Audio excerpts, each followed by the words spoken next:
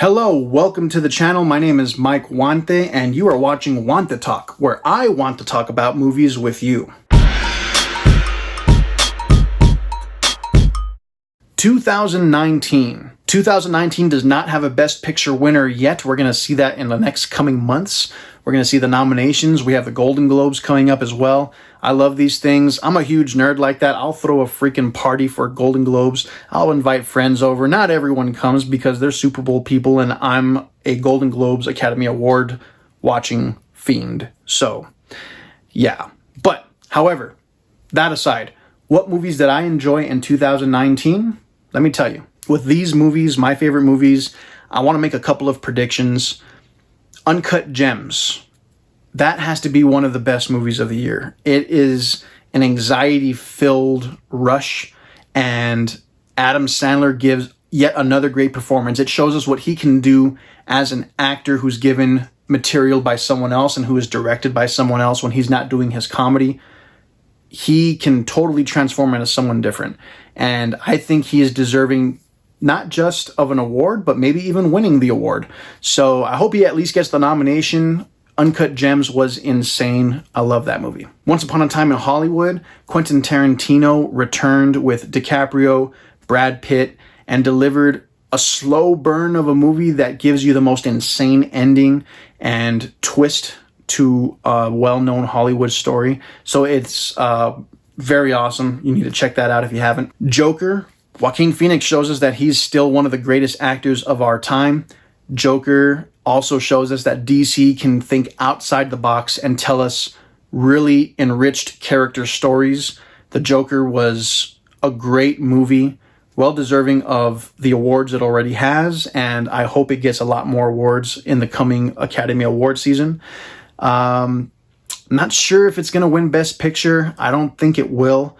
I think it's going to take Best Actor, more than likely. At least we'll see Joaquin Phoenix go up against Adam Sandler, so that's going to be pretty interesting to see. If Adam Sandler wins, I wouldn't mind. Avengers Endgame. My God, it ended over 20 films from 2008, 2009, starting with Iron Man, all the way to 2019, and it's finally done, at least with the first 3 or 4 phases of Marvel. It is the most expensive movie, has a lot of the greatest actors of our time, and it has probably the biggest action sequence in cinematic history, probably the biggest one we'll ever see, and there's nothing like it.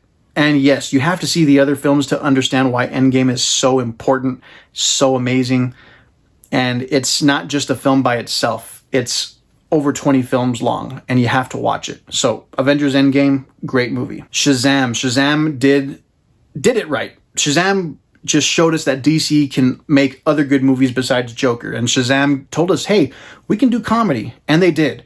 It's like watching Tom Hanks in the movie Big get superpowers. That's all you need to know. I mean, it's awesome. So go watch Shazam. John Wick 3. Now, I was afraid after John Wick 2. John Wick 2 is still really good. Not as good as part 1, but John Wick 3 just elevated the story. Opened up a whole bunch of new doors to the whole world building that they have going on. Keanu Reeves still delivers all his top-notch acting and fighting skills. I can't wait to see where they take John Wick. And if they conclude it with part 4, that's fine. But I wouldn't mind seeing a couple more, because this is a series or a franchise that's doing it right in the action genre and making it its own. El Camino, a Breaking Bad story. It was the movie that we didn't think we wanted, but it was awesome, and we totally needed it. It's something that concludes Breaking Bad. It concludes the story of Aaron Paul's character. I loved every single part of that movie. The only bad thing is that they made it too many years late. If they had made it maybe a year or 2 after the ending of Breaking Bad, it would be still a great film, but maybe it just wasn't fully realized until 2019. And you can tell everyone's aged, but the story is great. It needed to be told. I'm glad we got that movie to get a little bit of closure in the Breaking Bad universe. I wouldn't mind another one, but we still have Better Call Saul, so I'm good. Godzilla, King of the Monsters. I can't shy away from a good Godzilla movie. I love Godzilla. I've grown up with Toho films, seeing them in costumes. So if I like those, yes, I'm going to like all these other Godzilla movies. So Godzilla King of the Monsters was an all-out monster fest. They fixed what happened in the original Godzilla, 2014 Godzilla, which, they didn't show enough monsters, and they just said, you know what, let's triple, quadruple the amount of monsters. And they did. It was insane. I can't wait to see Godzilla versus Kong. That's going to be awesome. Alita Battle Angel. What a surprise. Like, it's one of those movies where you're like, I'm not going to watch that. That looks stupid. To me, I was like, you know what? I'm going to give this a shot. And it is probably the second or third best action movie of 2019. Great story, great pacing, great direction from Robert Rodriguez. It is a great movie based on an anime of the same name. I wish it did a lot better, because we could have gotten a sequel out of it, and we could have gotten Edward Norton as the main bad guy in the sequel if it had done well. And it didn't do that well. We're probably not going to get the sequel, but if we do, I hope we do, and I look forward to it. So hopefully we do. We'll see. Down to my last two favorite films. I haven't yet said what my favorite film of 2019 is, but it comes down to Netflix. Netflix is giving us some great content, and the two best films of the year, in my opinion, come from Netflix. Marriage Story with Adam Driver and Scarlett Johansson. My God, it is the most heartbreaking movie of the year. It's something that is realistic. It can hit hard and close to home for couples going through marital issues, dealing with children, dealing with marriage, dealing with wanting to pursue dreams or letting them go. It's a great movie. This is Scarlett Johansson's year to get Best Actress, possibly even Adam Driver. I think he's going to get a nomination, go up against Joaquin Phoenix and Adam Sandler. That'd be awesome to see. Very deserving of any awards that it gets. Could even take Best Picture, in all honesty, and Best Director and Best Screenplay. We'll see. However, my favorite film, also from Netflix, The Irishman.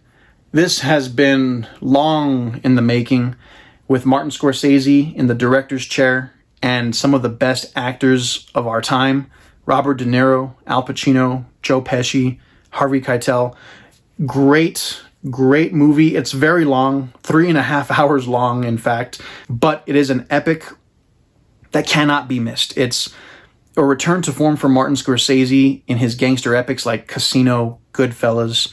They use de-aging technology to help, and yes, you can see the age in their body movements. You can tell that they're older men playing these roles, but the acting is phenomenal. The story is amazing.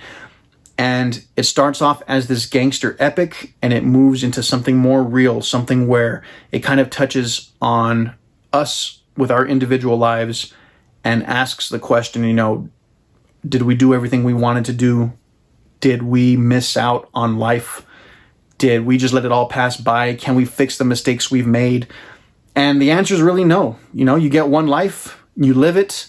At the end of the road, if you've made your mistakes, you've made your bed, you're sleeping in it, that's it.